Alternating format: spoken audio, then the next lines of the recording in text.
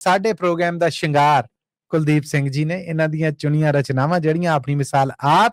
ਸੋ ਹੁਣ ਆ ਗਏ ਨੇ ਸਾਡੇ ਨਾਲ ਕੁਲਦੀਪ ਸਿੰਘ ਜੀ। ਕੁਲਦੀਪ ਜੀ, ਜੀ ਆਇਆਂ ਨੂੰ, ਸਤਿ ਸ੍ਰੀ ਅਕਾਲ ਜੀ, ਸਵਾਗਤ ਤੁਹਾਡਾ।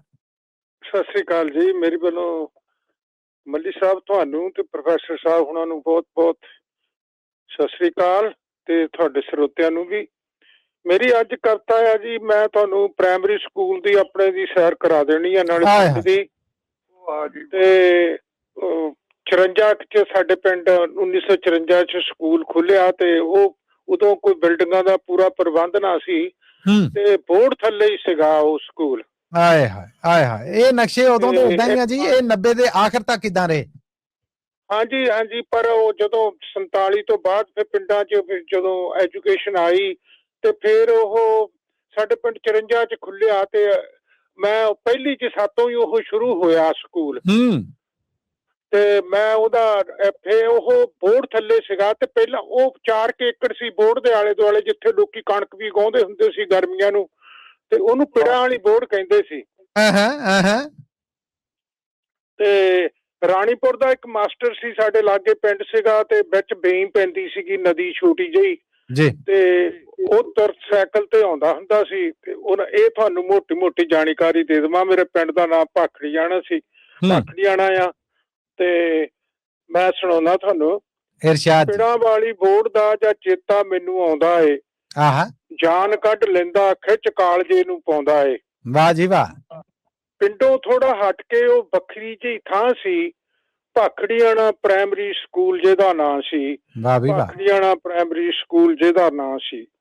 ਪ੍ਰੀਤਮ ਸਿੰਘ ਮਾਸਟਰ ਚੱਲ ਰਾਣੀਪੁਰੋਂ ਆਉਂਦਾ ਸੀ, 5ਵੀਂ ਤੋਂ ਪਹਿਲੀ ਤੱਕ ਕੱਲਾ ਹੀ ਪੜ੍ਹਾਉਂਦਾ ਸੀ। ਵਾਹ ਵਾਹ ਵਾਹ ਵਾਹ। ਬੋਰਡ ਦਿਆਂ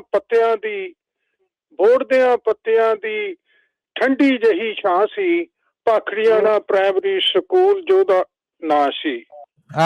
ਕਦੀ ਕਦੀ ਬੇਈ ਵਿੱਚ ਆਉਂਦਾ ਜਦੋਂ ਹੜ ਸੀ, ਦੇ ਕੇ ਦੀਵਾਨੀ ਤਾਂ ਉਹ ਬੇੜੀ ਜਾਂਦਾ ਚੜ ਸੀ। ਰੱਖਦਾ ਬਣਾ ਕੇ ਉਹ ਰੁਪਈਆ ਇੱਕ ਤਾਂ ਸੀ, ਭਾਖੜੀਆਣਾ ਪ੍ਰਾਇਮਰੀ ਸਕੂਲ ਜਿਹਦਾ ਨਾਂ ਸੀ। ਵਾਹ ਜੀ ਵਾਹ। ਪਹਿਲੀ ਵਾਰ ਡਾਰ ਊੜੇ ਐੜੇ ਦੀ ਜਾਂ ਲਿਖੀ ਸੀ, ਸਾਫ਼ ਕਰ ਮਿੱਟੀ ਤੇ ਉਹ ਧਰਤੀ ਤੇ ਸਿੱਖੀ ਸੀ। ਖਿੱਚਦੀ ਲਕੀਰ ਜਿੱਥੋਂ ਤੱਕ ਜਾਂਦੀ ਬਾਂਹ ਸੀ, ਭਾਖੜੀਆਣਾ ਪ੍ਰਾਇਮਰੀ ਸਕੂਲ ਜਿਹਦਾ ਨਾਂ ਸੀ। ਵਾਹ ਜੀ ਵਾਹ। ਤਾਹੇ ਦੇ ਪਹਾੜੇ ਅਸੀਂ ਦੋਹਰੇ ਲਏ ਰੱਟ ਸੀ, ਏਕਾਂ ਲਾ ਕੇ ਕਹਿਣੇ ਨਾ ਕੋਈ ਕਿਸੇ ਨਾਲੋਂ ਘੱਟ ਸੀ। ਕੰਨਾਂ ਵਿੱਚ ਹੋਣ ਲੱਗ ਪੈਂਦੀ ਢਾਂ ਢਾਂ ਸੀ, ਭਾਖੜੀਆਣਾ ਪ੍ਰਾਇਮਰੀ ਸਕੂਲ ਜਿਹਦਾ ਨਾਂ ਸੀ। ਉਹ ਬੋਰਡ ਦੇ ਉੱਤੇ ਜਿਹੜੇ ਜਾਨਵਰ ਬਹਿੰਦੇ ਉਹਨਾਂ ਦੇ ਬਾਰੇ ਕੂਕਦੇ ਸੀ, ਮੋਰ ਸ਼ਾਮੀ ਦਿਨੇ ਕੋਲਾਂ ਗਾਉਂਦੀਆਂ, ਕਦੀ ਕਦੀ ਉੜ ਡਾਰਾਂ ਕਾਵਾਂ ਦੀਆਂ ਆਉਂਦੀਆਂ, ਬਹਿੰਦੇ ਆਣ ਬੋਰਡ ਉੱਤੇ ਹੁੰਦੀ ਕਾਂ ਕਾਂ ਸੀ, ਭਾਖੜੀਆਣਾ ਪ੍ਰਾਇਮਰੀ ਸਕੂਲ ਜਿਹਦਾ ਨਾਂ ਸੀ। ਵਾਹ ਜੀ ਵਾਹ।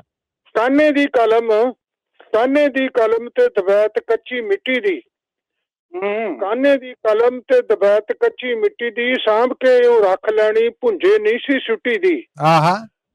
ਕਦੀ ਕਦੀ ਛੱਡਣ ਸਕੂਲੇ ਆਉਂਦੀ ਮਾਂ ਸੀ, ਭਾਖੜੀਆਣਾ ਪ੍ਰਾਇਮਰੀ ਸਕੂਲ ਜਿਹਦਾ ਨਾਂ ਸੀ। ਵਾਹ ਜੀ ਵਾਹ ਵਾਹ ਜੀ ਵਾਹ। ਪੂਰੀ ਤਰ੍ਹਾਂ ਪੱਧਰੀ ਨਾ ਹੋਈ ਹਾਲੇ ਗਰਾਊਂਡ ਸੀ, ਛੋਟੀ ਇੱਕ ਛੱਪੜੀ ਤੇ ਛੱਪੜ ਅਰਾਊਂਡ ਸੀ।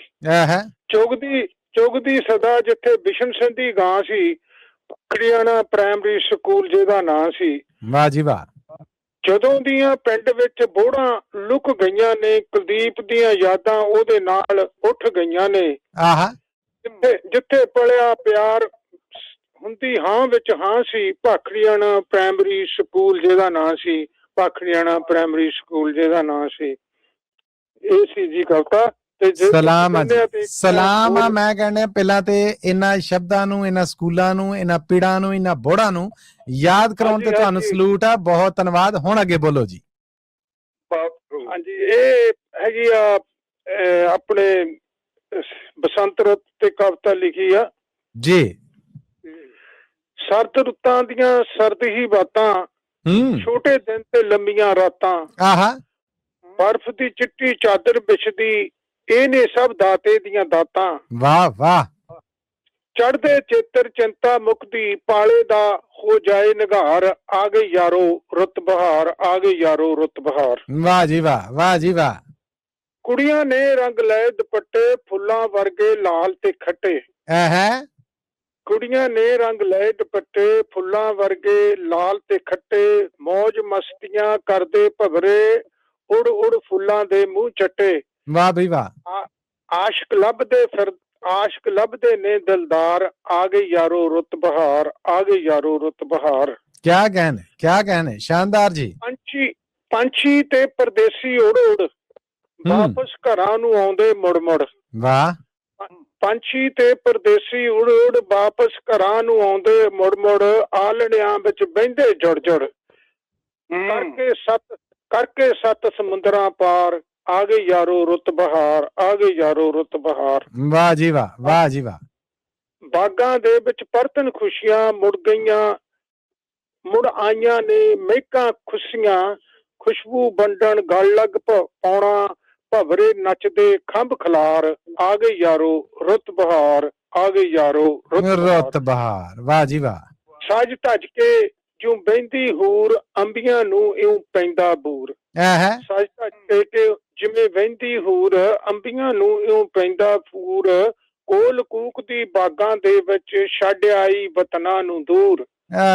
ਯਾਰ ਨੂੰ ਲੱਭਦੀ ਬਾਜਾਂ ਮਾਰ ਆ ਗਈ ਯਾਰੋ ਰੁੱਤ ਬਹਾਰ ਆ ਗਈ ਯਾਰੋ ਰੁੱਤ ਬਹਾਰ। ਇੱਕ ਦੂਜੀ ਦੇ ਪਿੱਛੇ ਲੱਗੀਆਂ ਪਤਝੜ ਨਾਲ ਬਹਾਰਾਂ ਵੱਜੀਆਂ। ਇੱਕ ਦੂਜੀ ਦੇ ਪਿੱਛੇ ਲੱਗੀਆਂ ਪਤਝੜ ਨਾਲ ਬਹਾਰਾਂ ਵੱਜੀਆਂ ਕੁਦਰਤ ਦਾ ਹੈ ਕਾਰੋਬਾਰ ਆ ਗਈ ਯਾਰੋ ਰੁੱਤ ਬਹਾਰ। ਵਾਹ ਬਈ ਵਾਹ, ਆ ਗਈ ਯਾਰੋ ਰੁੱਤ ਬਹਾਰ। ਇੰਨਾ ਆ ਜੀ ਬਸ। ਕਿਆ ਕਹਿਣੇ ਜੀ, ਕਿਆ ਕਹਿਣੇ। ਬਾ ਕਮਾਲ ਆ ਜਿੰਨਾ ਵੀ ਹੈ। ਸ਼ਾਨਦਾਰ ਕੁਲਦੀਪ ਜੀ।